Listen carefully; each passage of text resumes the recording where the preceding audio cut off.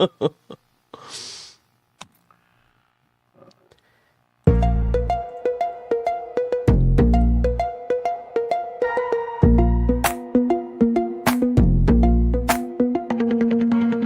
up the system, light up the mind.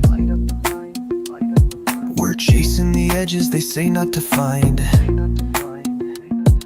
Flow like a river, fierce and precise.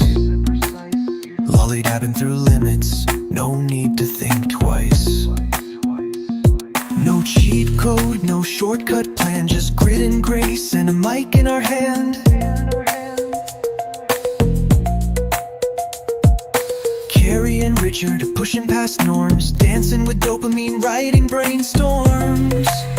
This is the art of impossible. Fueling the spark, making the improbable unstoppable. Drop into flow, where the wild things grow.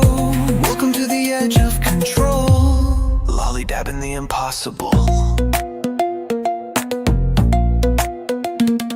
Curiosity's compass, purpose is fuel. Hard goals and habits, breaking old rules.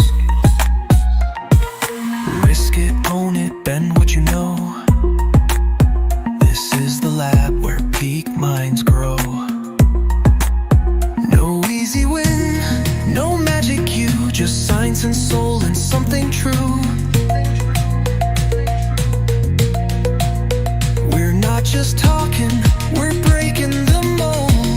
Lollydabbing with stories bold. This is the art of impossible. Fueling the spark, making the improbable unstoppable. Drop into flow, where the wild things grow. Welcome to the edge of control, with Keri and Richard in tow. It starts with passion, moves with grit. Stack those triggers, then commit. You're not broken, you're built to fly.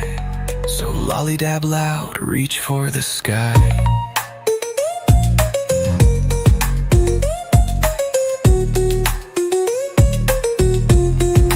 This is the art of impossible. Fueling the spark, making the improbable unstoppable. Drop into flow, let your mission grow. Keri and Richard know we're lollydabbing the impossible.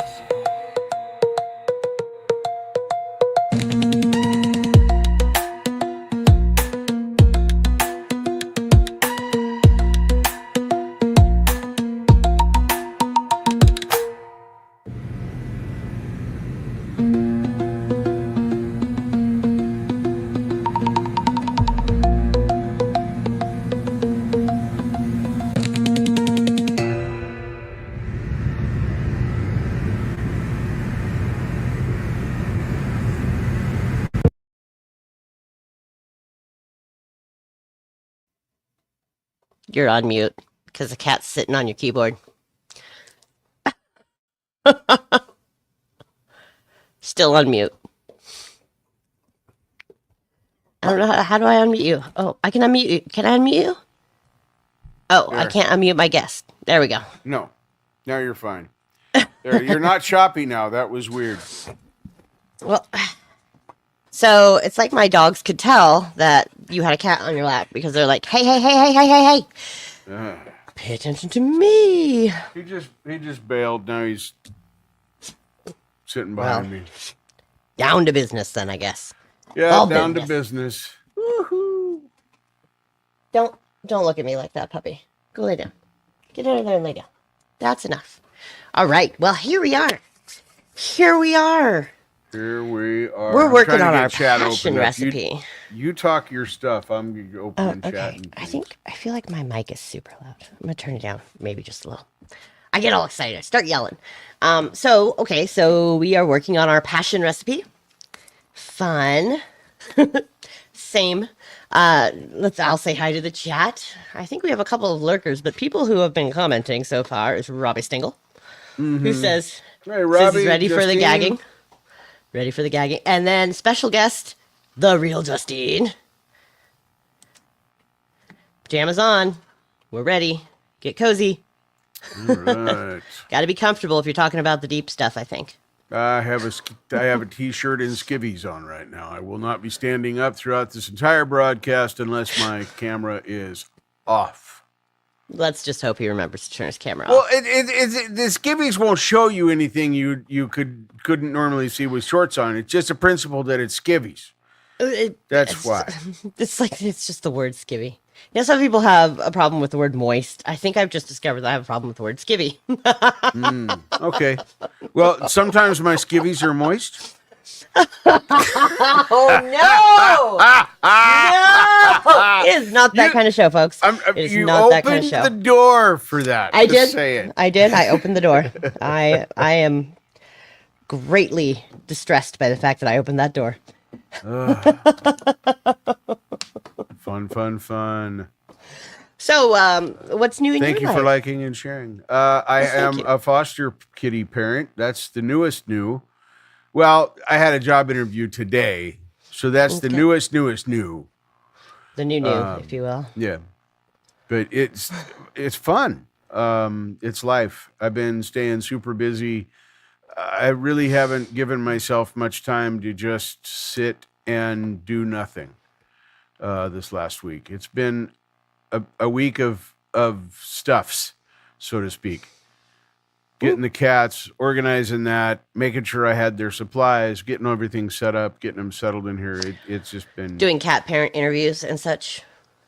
Did you do cat parent interviews, or you're going to do cat parent interviews? I'm going to do cat parent interviews. I did not know that when I signed up for this. I thought I was just housing, and then they made all the decisions.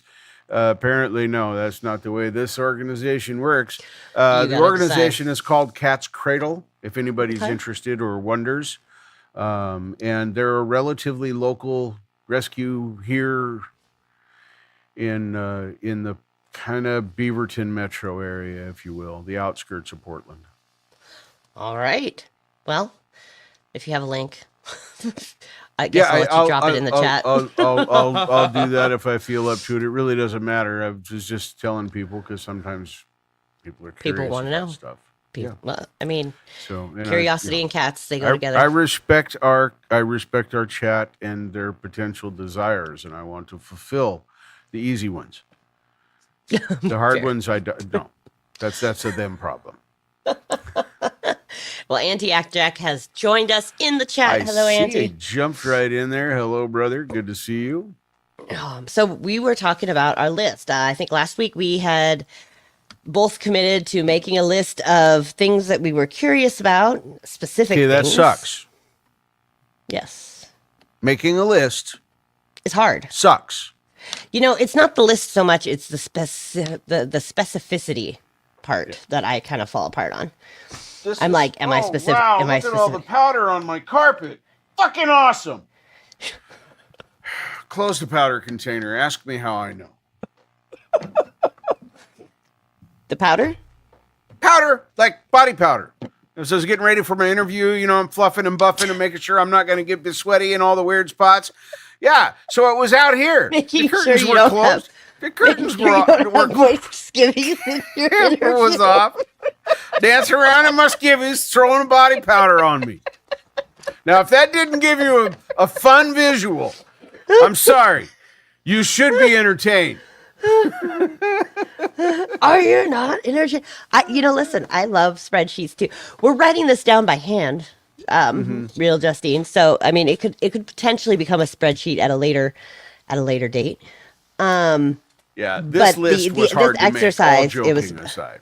Yeah, all joking aside, it was hard. But we got to. I think we decided that we figured out in our little pre-show warm-up that we both got to 7, and then we both had multiples in one of ours in order to make it to 7. So in order to make it 7, yeah.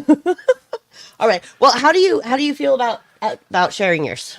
I don't mind. And this is, okay, I want to qualify my list just a little bit because there's kind of two facets to the list. There's things you're curious about, things you want to learn, and things you want to know. And there's things you want to change, things global type events, and that's later. You're jumping ahead. Yeah, I was going to say. You're jumping ahead. Kind of. Kind of. But I want, he said, yeah. I listened. That's part two. That's part He two. said, take your time and be specific about the list, the first list. And so I started it and threw it away and started it and threw it away and then kept some of the stuff and then started over. And that's how I ended up where I am. And that's why I said it's hard. It is hard. It is hard. And if because you almost can't make the list of 25 things without thinking about the 15 things you want to change in the world. And right? yeah, Jack, thank you, brother. That's why he's the greatest mod in the world. I mean, anyway, way to go. Sorry. Frank. Go ahead. No, that's that. I didn't even. Yeah, there you go. Auntie got the good on the new. All right. There you go. So yeah, it's really hard. It was hard for me because I do know the second part, which is I don't think we shared with the chat, but it is 15 things that you want to see different in this world. And so the first thing you're doing is you're making your list of 25 and kind of seeing how they intersect with each other and narrowing down to a shorter list. And then once you got that those intersectionalities kind of ironed out, then you compare it to 15 things that you want to change in the world, and of course kind of narrow those down into things, and then you try to figure out how your curiosities and what you learn about in your spare time on your weekends could potentially change the world. What? It's a big deal, right? It feels like a big deal. It should be a big deal. That's pretty grand thinking. I mean, to go from what we're talking about right here to where this can lead, if you want it to, is pretty incredible. You go from personal me to how can I help the world? The possibility is there. Doesn't mean everybody's going to do that. It feels impossible, but that's what we're studying this month, year. This is what we're studying this book. I don't know how many different shows it's going to develop into, but is the art of impossible. And I was wondering how long it would be before you read that. Just take a pause. We'll just pause for this one. Yeah. Huzzah. Thank you, Auntie. Yes, that might be on a t-shirt. I just want to know who else is singing Go, Go, Powder Ranger right now in their heads, because I can't. It's second I saw that. I was that like, without Go, doing Go, it, right? Powder Ranger. Go, Go, Powder Ranger. Anyway, so, but we digress. That's awesome. We just take a hard left real quick. Okay, so we're back. So, I mean, I really had a hard time making the list. Well, first of all, it was either going to be 7 things or it was going to be 700 things. So I didn't.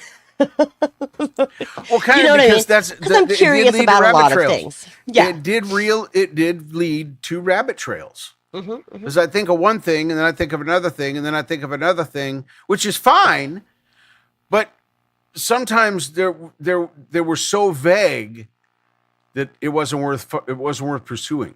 So I had to go back. And it was hard for me to think about maybe things that I haven't explored already. Because like so much of my spare time is consumed with what I'm already exploring. Sure. But I suppose that's because I've kind of like made this list in essence a couple of years back, and I've been kind of all in on it, right? So that I mean, there's a bunch of things I'm curious about, and then some things that I was like, I'm not sure how to articulate that. Like I'm curious about all the things that humans do and why they do them.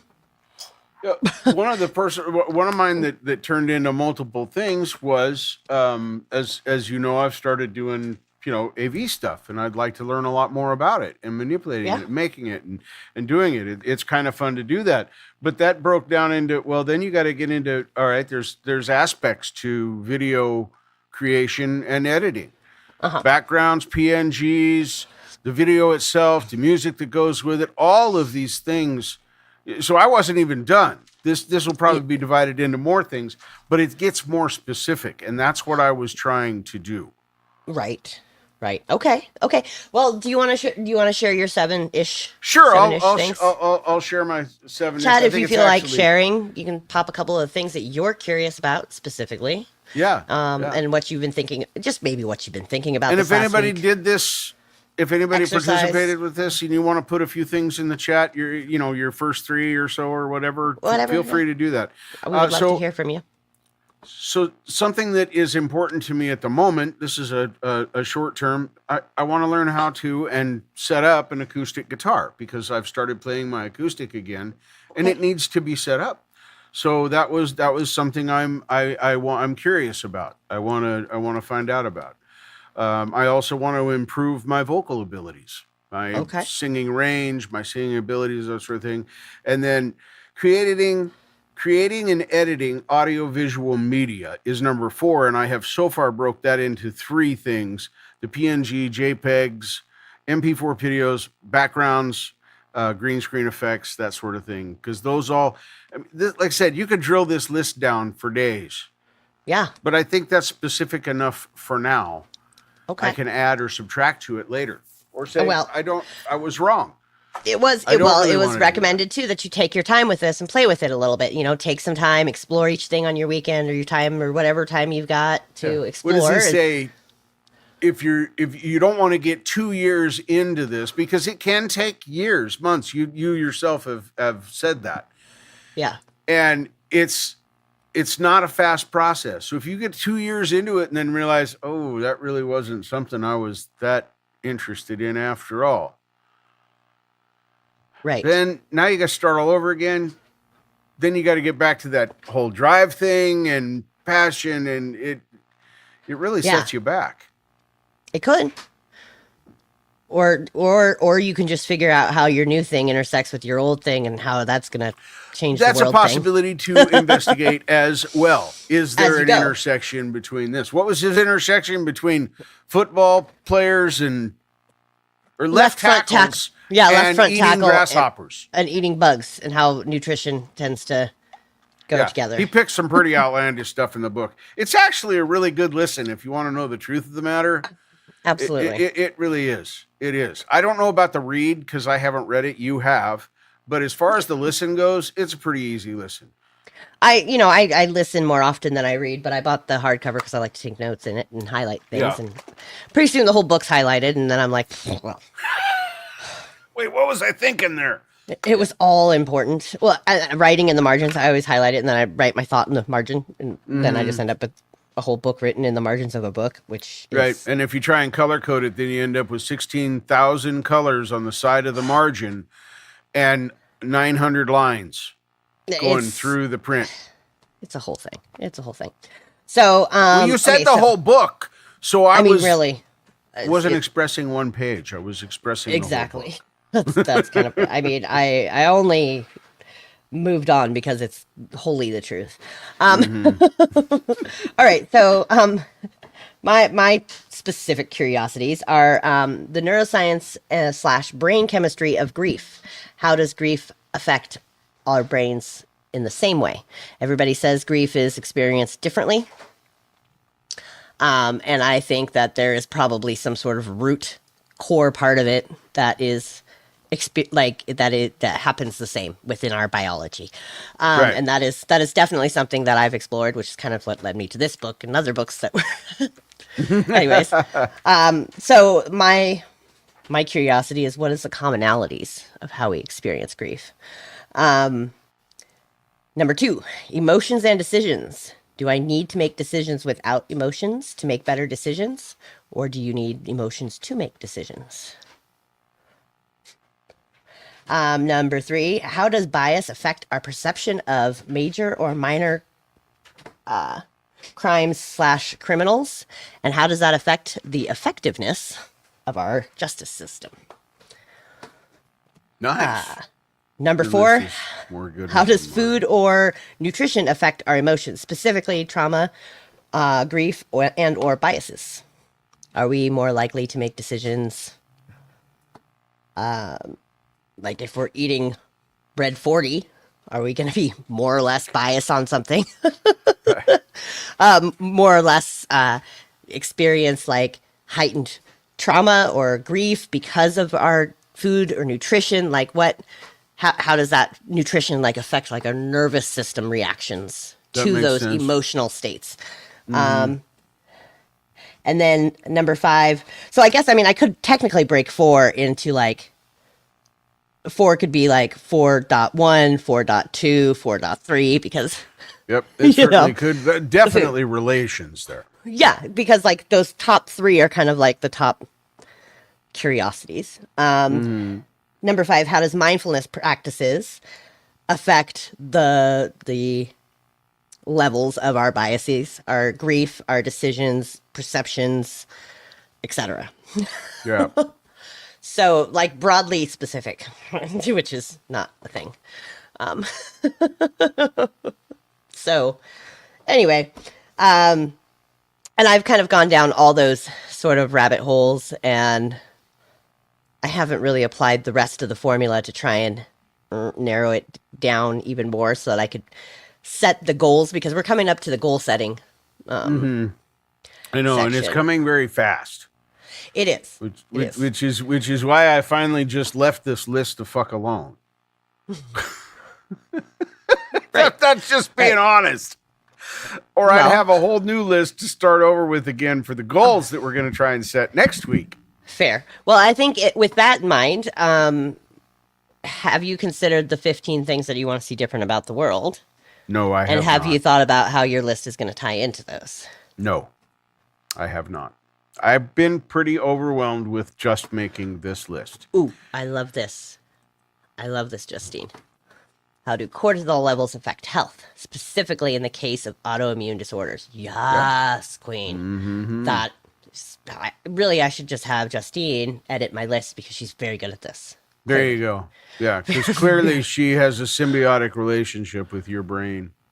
Or something. And of course, I mean, when you're the real Justine Kasprick, I mean, there is, you're not the fake one. yeah, it comes with the territory. It's expected. What's funny is I have done a lot of look at cortisol levels. Not specifically in the case of autoimmune diseases, though. My friends swear by cortisol. They have been using cortisol supplements now for about a year. Are you sure we're talking about the same thing? I think Cortisol? so. The cortisol is the stress hormone. Well, something that's supposed to affect that then. Oh, okay. I doubt they're taking stress hormones. No, that's not what I meant. Okay. I don't know what they're taking, but it's supposed Okay. to enhance their cortisol levels and make things better. And they say that it has made a difference in how they feel. So That's a good question. That is a good question. why 15 things? How did I arrive at this number? Okay, so first of all, I didn't arrive at this number. And I think it's kind of arbitrary. It's, 25 things is just expansive enough. And then you narrow it down into like 1 or 2 things that you think you're curious about. And then 15 things you want to change about the world, and see how your list feeds into your curiosities list, feeds into that list of 15 things you want to see different about the world. And I think it's just a number because it's not too big and it's not too small. I didn't see anything specifically in the book why 15 was chosen. And again, I think it's just arbitrary. So whatever works. I think the thought is to get you to think about 15 things that you want to see different with the world. This is the goal, not the number. The number down here isn't as relevant as doing this, making a list of something, starting somewhere. You can always Starting get somewhere. bigger and better later. That's what I kept telling myself as I was rewriting this and changing my mind 20 times this week. So Justine brought this up. I think that honestly, with the research that I've done, I think it's a real possibility. Wow. And I don't have anything to back that up, but I do think that stress definitely affects our digestive system and could have heightened sensitivities. Because cortisol is a hormone, therefore it floods your body, therefore our body is chemical and made of chemistry, and how we absorb nutrients has to do with our body chemistry. There's a thread there. There's definitely a thread there. And I think that we could probably, and there's certain foods in and of themselves that cause cortisol. Bear with me. Go on this little because food and stress is one of the things that I'm, obviously passionate Roll. about. I'm good. So I've done some pretty extensive research into cortisol, like I said, and it kind of started from learning that adopted kids or it was adopted kids because I was working for this emotional growth boarding school, and we kind of took this workshop, and there's quite a few studies that I can't cite off the top of my head because it's been a minute, but that show that mothers who are going to give their babies up for adoption tend to have higher cortisol levels. Now, higher cortisol levels in their bloodstream correlated to thicker brain stems in the babies. So even if the baby was adopted right from minute one from the biological mother giving birth, these children tend to have different physical brain development. Wow. Not that it was more or less they just the thicker brainstem actually affected their processing. So this woman, Karen Purvis, she did a lot of work around foster kids and how to parent foster kids or adopted children. It made a big difference. Now, she actually did some deep dives into food and the availability of food, for one, and the nutrient dense food versus junk food, and how that affected the plasticity of the brain and the cortisol levels to kind of bring the brain back to a more effective processing center for things like fight, flight, freeze, and fawn. So, our brain stems will thicken and or get thinner based on our life experiences. Presuming thicker is better and thicker don't necessarily correlate, but a little bit. It's I'm less asking. useful. It's less useful. It sounds like you tend to have a more reactive state. Okay. Your fight or flight sort of reaction is going to be more sensitive. Okay. And or when you are in fight or flight more often, it's going to create a heightened sense. It's kind of a round robin there. But the cortisol is what causes that. So the stress hormone is what causes that. Now Stephen Kotler talks about stress and how stress can be a motivator for certain things. And you can steer stress and fear into productivity. But we also know, from ACEs, adverse childhood experiences, that you have a higher chance of heart disease and some of these other stress kills. So, I mean, it's just kind of all these things. Yes, you can carry stress from your biological mother. And I think that even though this wasn't, so I started thinking about it, and I think about my two children, and I think about my stress levels when I was pregnant with my first one compared to my stress levels when I was pregnant with my second one.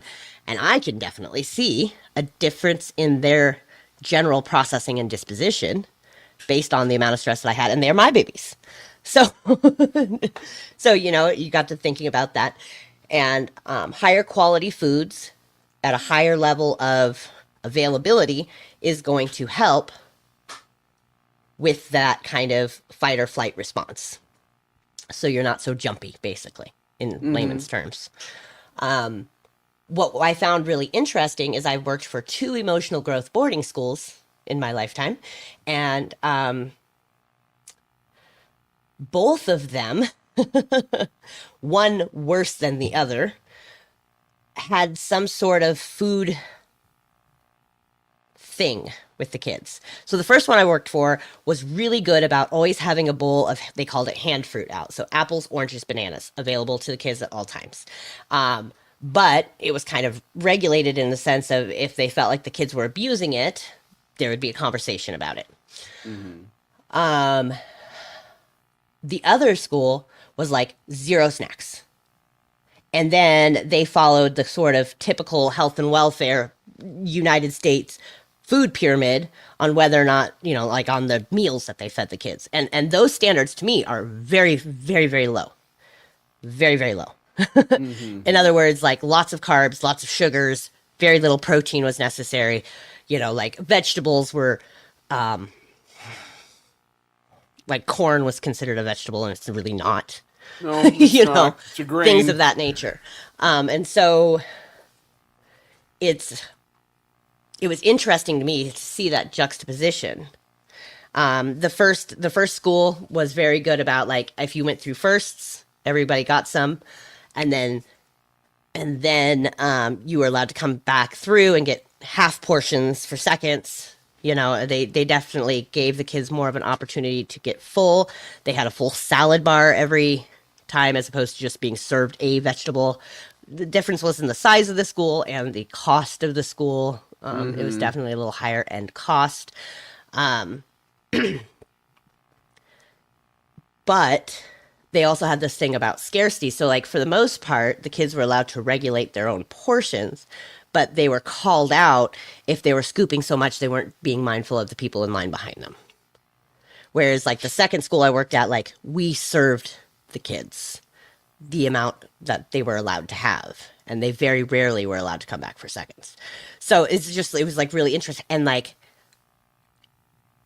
food psychology of being regulated did not help these kids, who were, interestingly enough, primarily adopted kids or foster kids that had reached their teens and had displayed risky behaviors of some sort. Now, risky is very subjective, according to the parent. It was risky according to the parent, which some of the things that the girls were doing, I was like, it seems like you just want to control your kid and not like parent your kid, which is to me a big difference. But so watching people's psychology around food is very interesting. And then having worked in restaurants most of my life, there's a lot of psychology just in restaurant food, right? I always train new cooks to make sure that each plate should appear to the person as if it just kind of grew up from the center of the plate. They shouldn't see remnants of people putting it on their plate, because you don't want to think about how many times your food's been touched before it made it to your table, right? Because if it looks like it's been touched too many times, it's unappetizing in a lot of ways, right? I've been missing the chat. What's going on? I think Andy Adjack was wanting you to look at comment. I believe it's can I break up into whatever? There it is. Okay. Can I break it up to whatever numbers within the 15 to people, places, people, things, others, 8 people I'd like to change. 8 people you change? I think changing people is a whole different conversation. I like to think of circumstances in the world. So for me, I want to think about our food and nutrition standards. How can I change food and nutrition standards as for people who are in programs and such? Because jails, these emotional growth boarding schools, foster care, orphanages, group homes, etc. I think the standards are super low, and I think that takes people who are at risk of, substance use, homelessness, things of that nature.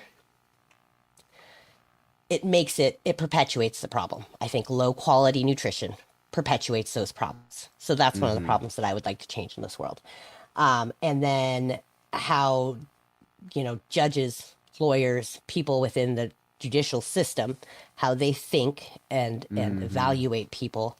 I really wonder how their diets affect their ability to do that, even if they've had the education that alleges that they are supposed to be neutral in a lot of these topics. How is food affecting their decisions? And how would making decisions emotionally and acknowledging Rarely the a fact good idea. acknowledging the fact that we actually make every decision from a place of emotion, because we can't take action unless we have emotion on it. Yes, We can't, unless we're passionate about it, unless we have some sort of emotion behind it, strong or otherwise. We won't take the steps. We won't take the action. We won't be motivated to X, Y, and Z without emotion. So, I think so that's right now good we're in a builder. culture of not acknowledging, like we have to make logical prefrontal cortex emotions. I just don't think that's how it works, which is why I dove into a lot of Lisa Feldman Barrett's work, right? Because I'm like, well, so, yeah, that's so those are some of the changes I want to make in the world. Is how can I help to change nutrition in an Sure, I institutional get sort of that. space, and not just Michelle Obama like eat more vegetables, because there's this whole dichotomy of like, I've worked in the school district. These kids have 15 minutes to eat. You cannot chew that many vegetables in 15 minutes. You just can't. It's logistically impossible. And so eating times, I think, is really interesting too. The time we take to eat. There's a lot of studies about judges who will make different decisions before or after lunch. So yeah, that's kind of where I'm coming from. So I'm not really sure about, and so that's only like 3 things from my 7 things, right? Right, and I think that he says here that it got you, or people, it was confirming parameters as people cause a lot of things one wants to change.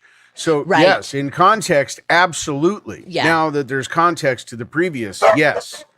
Well, and it's like, what do we want to see change? And then what are we actually going to take measured steps to change? What And can that's we what's, do? What can we do right now? what 'Cause can, that may lead and to even more, what can more. I do? What Yes. can one person Yeah. do? What can one person do?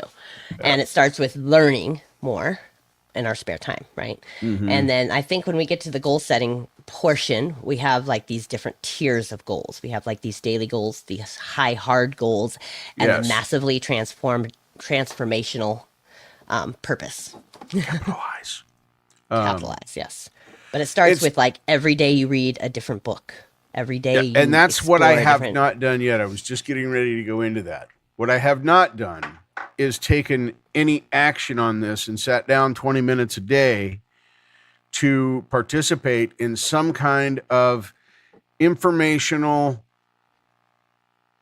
publication, whether it's a podcast, I'm reading a book, I'm watching a YouTube video. The media doesn't matter, but I'm spending time doing that, and I have not done that yet. Oh, You're really hold on. okay. I got to take a call. Sorry. You take a call. Things are. So what Bobo takes a call and my dogs bark obnoxiously. I'm going to give you guys a little sneak peek. Chapter 10 is 5 not so easy steps for learning almost anything.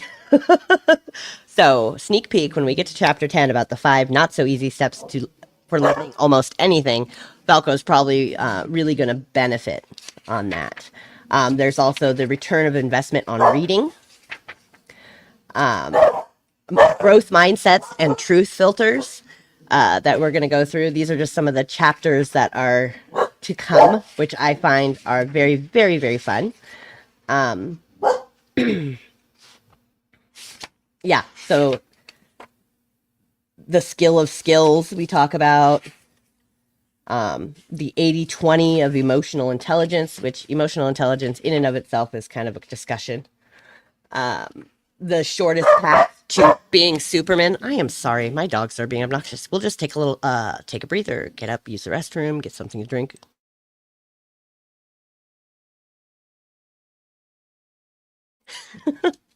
I tend to talk really, really fast when my dogs are barking, as if I'm going to somehow, I don't know, make it better, but I don't think it really does. So, I'm going to take this minute here to scroll through the chat to see if I have missed anything. Negativity. Negative thinking creates a poison in the brain that affects the heart. Yeah. And even then, I like to try and stay away from negative and positive thinking, and I try to think of like I try to neutralize with words because words matter. Words matter. I try to neutralize things like positive and negative thinking to useful and not useful thinking, because what was a negative thought at one point could potentially be a thought that keeps you safe. So, in certain circumstances, certain thoughts that could traditionally be considered negative could be considered useful. So that's why I try to go for useful and not useful thinking, because I think I think it's subjective sometimes. Um,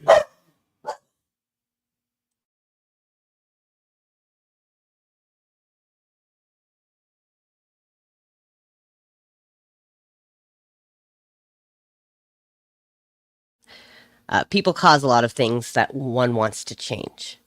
Um, yes, and the same way people cause a lot of things that one wants to change, people can change a lot of things that people cause. Did that come out right? People cause a lot of things that one wants to change, and one can change a lot of things that people cause. Yes, that's what I meant to say. um,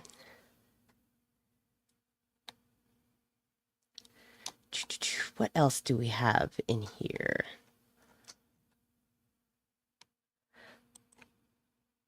Logical thinking, yes, and also logical thinking is still emotional thinking.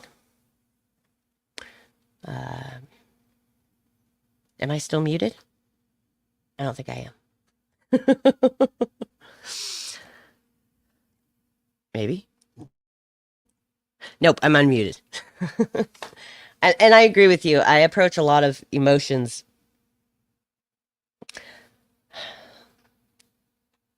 I think we conflate logical thinking with intellectual thinking, because I think one can be emotional and intellectual, but maybe not emotional and logical. But again, it's semantics. And semantics are, well, everything. Words cause certain feelings in your body. So I like to find specific words that mean specific things to me. And it might not mean the same thing to everybody. But anyways, I digress. Let's see.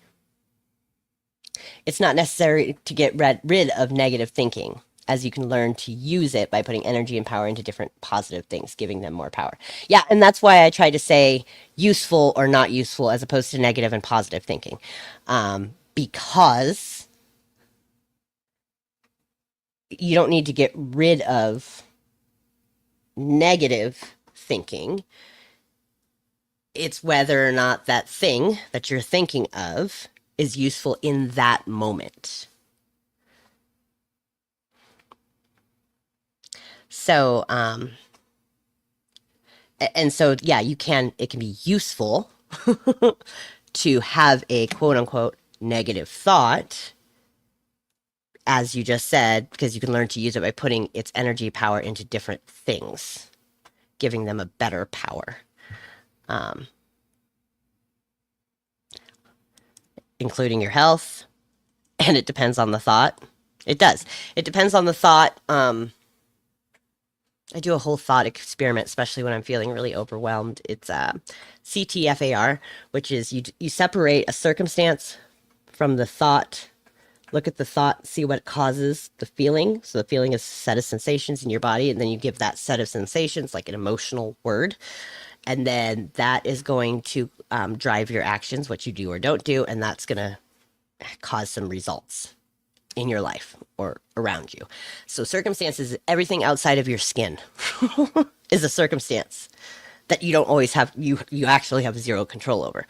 But your thoughts, kind of a CBT theory, you could always change your thought. And or if you think of your thoughts as sort of neutral or amoral or just sentences,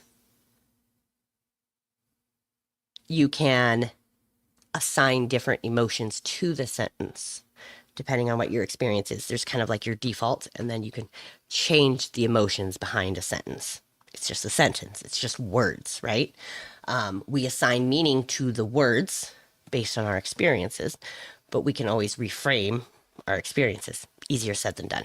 But I literally make like a list, like thought 1, 2, 3, 4, even if they're not finished thoughts. And then I'll go back through them and spend some time on each thought and see what emotion it brings up for me.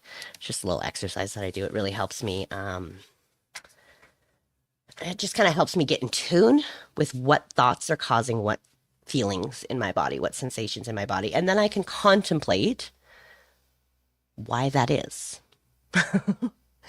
And then I can see what kind of actions I tend to take based on the feeling that I'm having about that thought. And then I kind of reflect on what results I've gotten from the feeling and that thought kind of combination. And do I like those results? Are those results useful or not useful in this current time space continuum? So that's how I look at this statement. Depends on the thought. Because it depends not so much on the thought, but it depends on how you feel about the thought. And I really went down a rabbit hole on that to a completely different topic, but filling dead air is filling dead air. And I really appreciate your guys' I really appreciate your guys' comments because they're thoughtful. Mental and physical health are always, I think, tied together. I don't know if that's where you were going with that, Auntie, but they are. Mental, physical, and then those kind of tied together create your emotional reality, I think. I don't think you can truly, like, I can parse them, but I can't separate them from each other.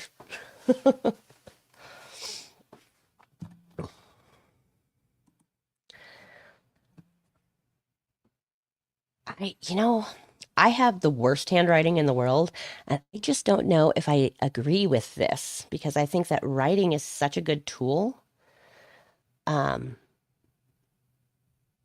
There is studies that I cannot quote right now that there is a connection between your hand and your thoughts and your mental well-being. That's why journaling and writing is so good for you. My biggest problem was when I was first thinking about journaling and writing, especially after my dad passed, I would write the narrative, the story, as opposed to writing the thought.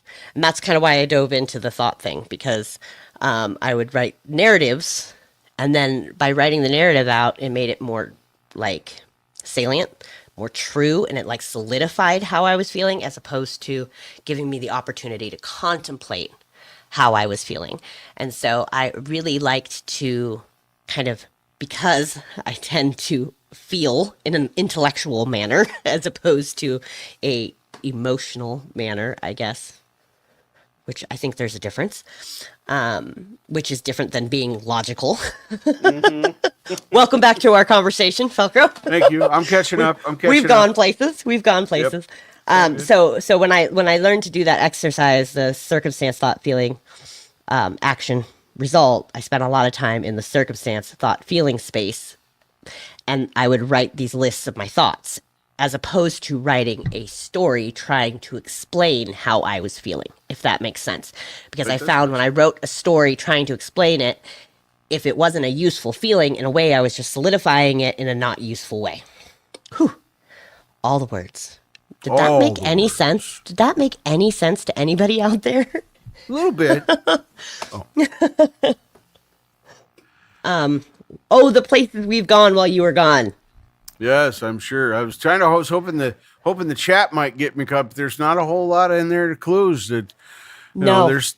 Yeah, I did a lot of rambling. Rambling. Yeah, rambling is fine. Rambling is fine. We like. So we started with chapter 10, which is the 5 not so easy steps for learning almost everything, which is coming up. So that's in your future. Oh, fantastic. That's a couple chapters away from me though. It is. I just wanted to give you like a sneak peek. because you were like, okay. I don't know what the heck. And you were talking about the things that you were digesting and such, and I thought that would be fun. It is. The thing for me is not getting too caught in the details, but being detailed enough that I'm being true to myself for the activity that I'm trying to do. You know, because I know me. Yes, there's a little bit about first principles in here. Aristotle described the first principles, the first basis from which a thing is known. So growth mindsets and truth filters kind of comes before that. So I'm working backwards from that chapter 10. So things to look forward to, Valcro. Things to look forward Stuff to. in there. Writing does prevent memory issues. It is many of this, but it is scientifically proven that if you want to remember something, the best way to remember it is to write it down. There is thinking is writing, and writing is thinking. Yeah. Yeah. There's a correlation between your brain and your hand when you're writing it on the paper that makes it stick longer or better or whatever. And like I said, there's no doubt about this being a scientific fact. There's no, well, it might be. It just is. Have you ever written a grocery list and then forgotten to bring the grocery list? Yes. But you close your eyes and you can picture what and you you wrote? can picture what you wrote and get. I usually can't remember all of my list, Yeah, right. but I can get the most important parts of it. Right. What is this? I gnome is my Eskimoni.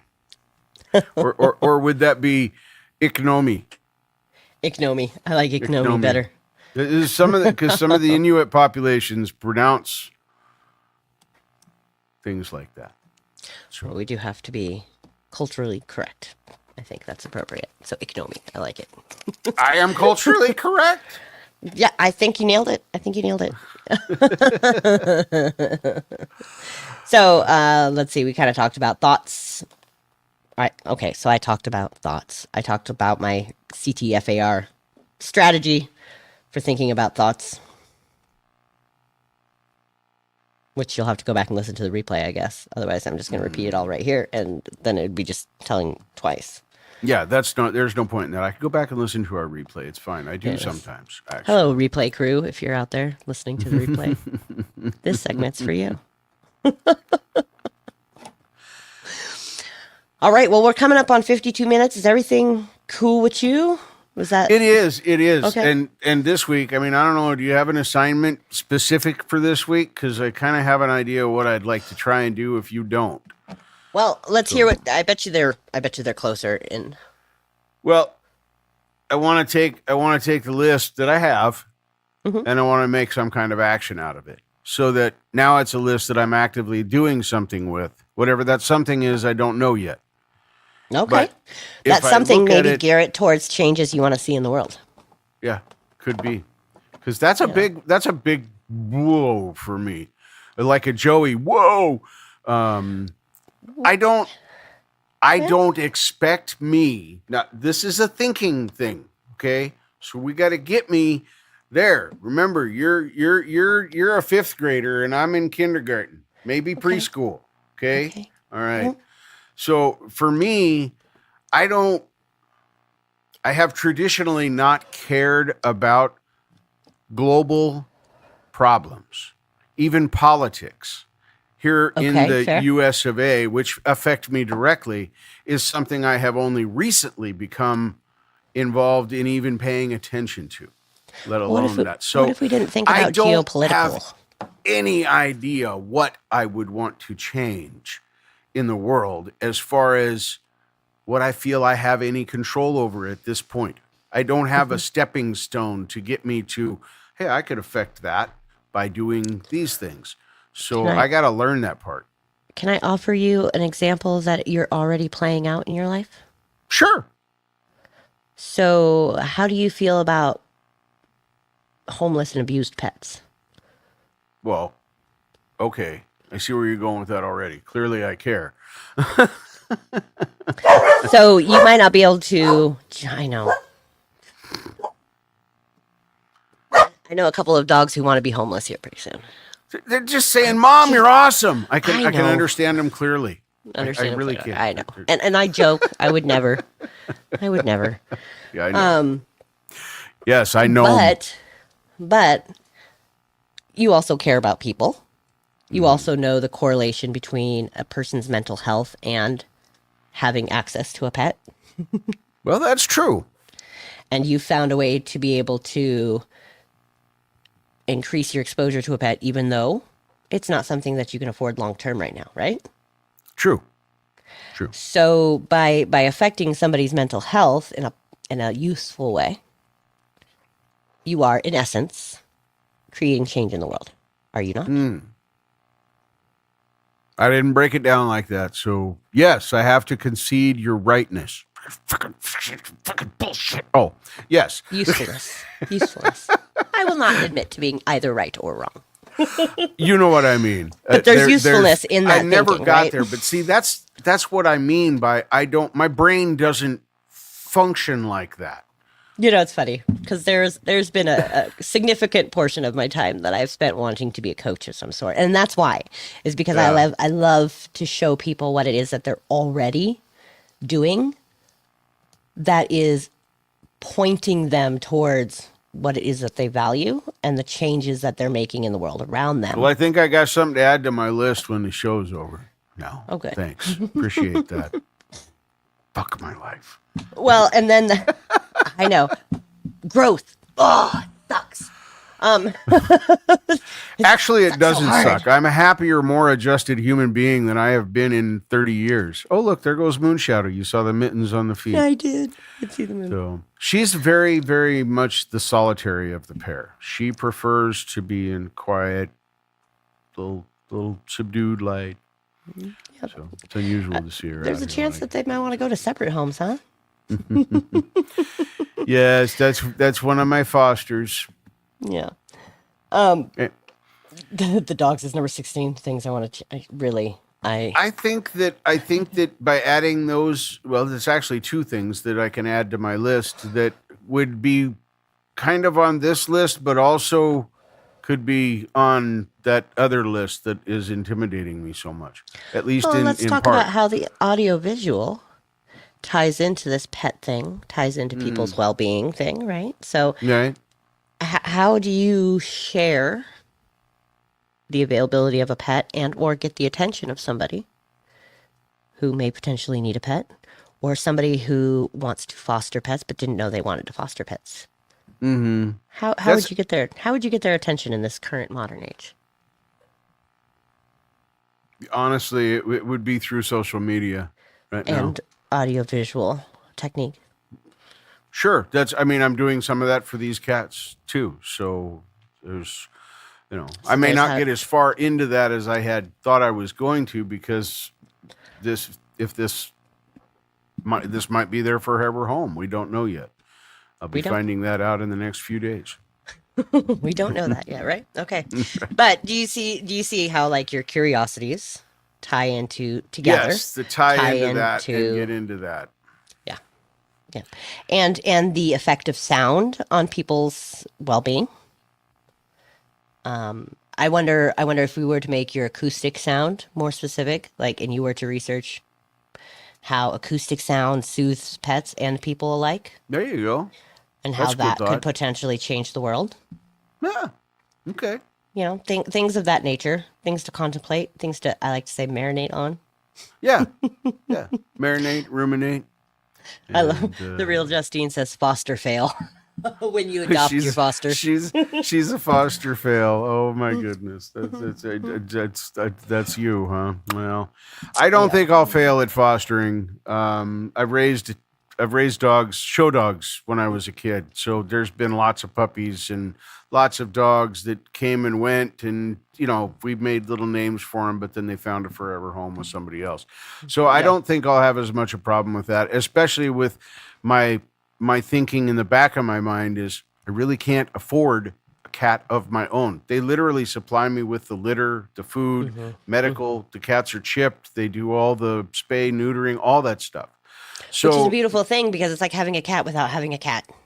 Exactly. You just have a that's rotating why cat. I went this route. So I don't think I'll fail in that way. I wondered about that a lot. And I actually talked with the the two ladies that are the main folks that run this about that very thing. And they asked me about my background. They do a pretty good screening, as you can tell from the, for both their fosters and for prospective Yeah, the fact that you have to make a future pet parent think about the next 20 years of their, most people cannot envision the next 20 years of their life. So Yeah. I think that's really, really quality. Frequencies, I think that's in reference to sound and people. And so frequencies could be something that you could add to your list of curiosities, and how frequencies could change I know there's a lot of XYZ discussion the about world. listening to frequencies and sounds and that sort of thing. Yeah. Absolutely. And the thing is you don't have to be a pioneer, I think, to change things in the world. Okay. You don't have to be a pioneer. You could be a joiner to a movement, and you can amplify movements that are already out there. I think it's a matter of being specific about what you're curious about, and finding where your intersections are, and finding spaces that those things are already kind of happening. And I think by amplifying messages, we can amplify things in a more useful manner. We can amplify useful things. Absolutely. As opposed to less useful things. My son and I were talking about AI and the potential pitfalls. He's on the more potential pitfalls of what could go wrong with AI. I'm on the more positive tool side of AI. And both of us are correct. Neither one of us are incorrect. The possibilities that he's worried about and talks about for his generation is completely within the realms of possibility, and most likely will happen. Also, both things can be true. More than one thing can be true at the same time, right? I find AI extremely useful for like taking my scattered thoughts and creating if I'm just kind of brainstorming and I have like just word vomit, it'll help me organize my word vomit into structure so that I can dive deeper into each structured point. Not through AI, but through my own research, and so that kind of comes into the ROI of reading, the return of investment on reading. And so sometimes I don't read with my eyes, I read with my ears, but I think it counts as the same thing. I do too, because you're intaking the information. And in some ways, the audio is nice because you can listen to it directly and intently, or you can just let it play while you're driving, while you're thinking, while you're doing the dishes, whatever, where it's just playing in the background. You might only pick up highlights from that, but you will pick up stuff. You do. You absolutely do. Which is why I tend to go, sometimes I'll go podcast where people are long form podcast where people are talking about the things that I'm interested in, and I just let it kind of wash over me, and I'm kind of taking in. Hi, Stephen. Hi, Stephen Sheets. Welcome. I'm taking in the information while kind of contemplating other information that I've recently taken in, and I'm trying to find the intersections there. It helps to increase that sort of dopamine, that pattern recognition, if you will. So all we're doing here, the main goal of writing these 25 things and thinking about the 15 things that you want to see different in this world is to try and find that pattern recognition. Remember, pattern recognition is one of the biggest drivers of our passions. By understanding and by having these things in our minds will automatically start to pick up these patterns, and these patterns help create that drive forward to find out all more. Big words he's talking about with the chemical stuff that it blah blah blah. Here, chemical stuff happens. Yeah, chemical stuff happens when you're holding things in your mind. Chemical stuff happens that makes you see patterns, that drives you forward to want to see more patterns. And that's how we operate as humans. That is scalable. That's not about personality. That's about biology, which is what I really, really love. So on that note, we've hit an hour. Whew. Holy cow. That was We knew this was gonna be because there's so many things to talk about within this. And I really don't know anything about it yet. I'm just a little baby. So give yourself some more credit. Be gentle with yourself. Don't talk about my friend Richard like that. He's very strict. Fair enough, Keri. Thank you. And the fact that you're willing to go on this journey with me, Yeah. it says a lot about your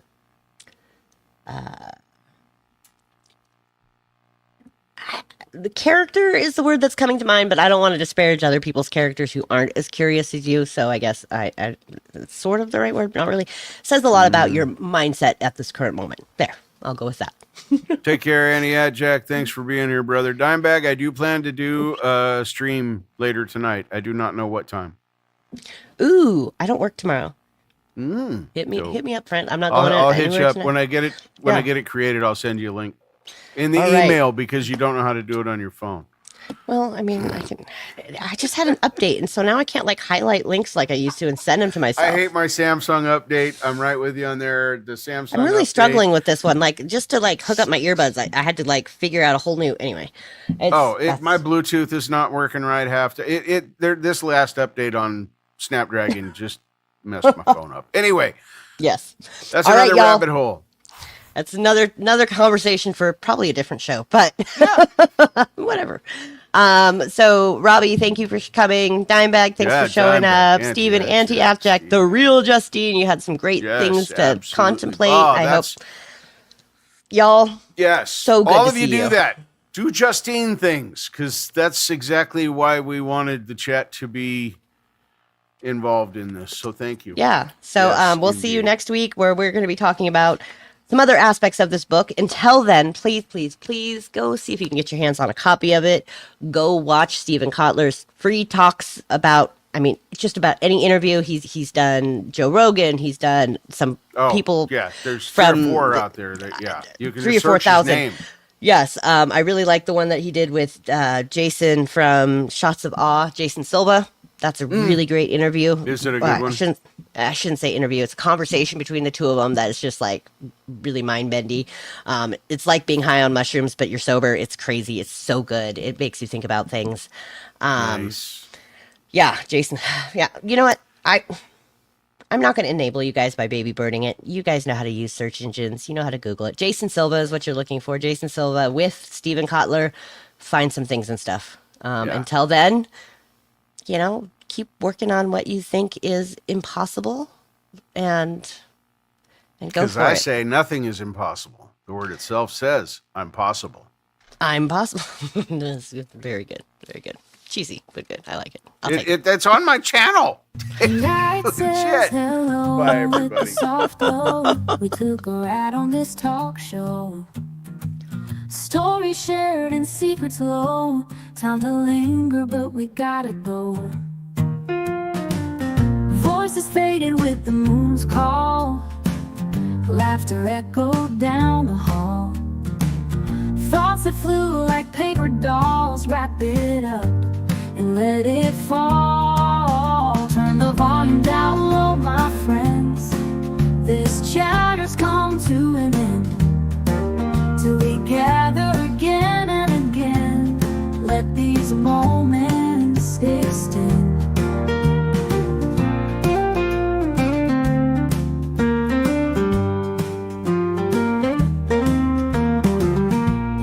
Quiet, hear the clock tick tock.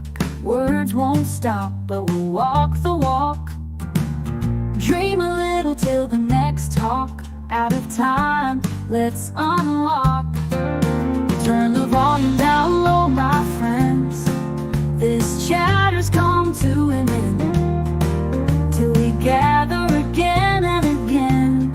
Let these moments extend.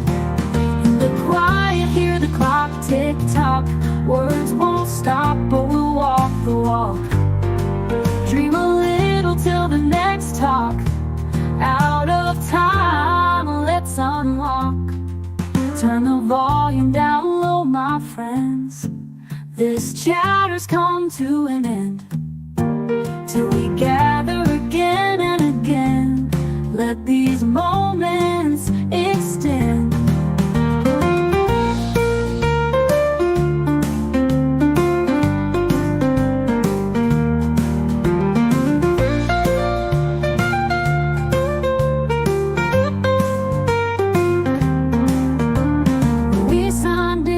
With open minds, now we drift on the book of fine.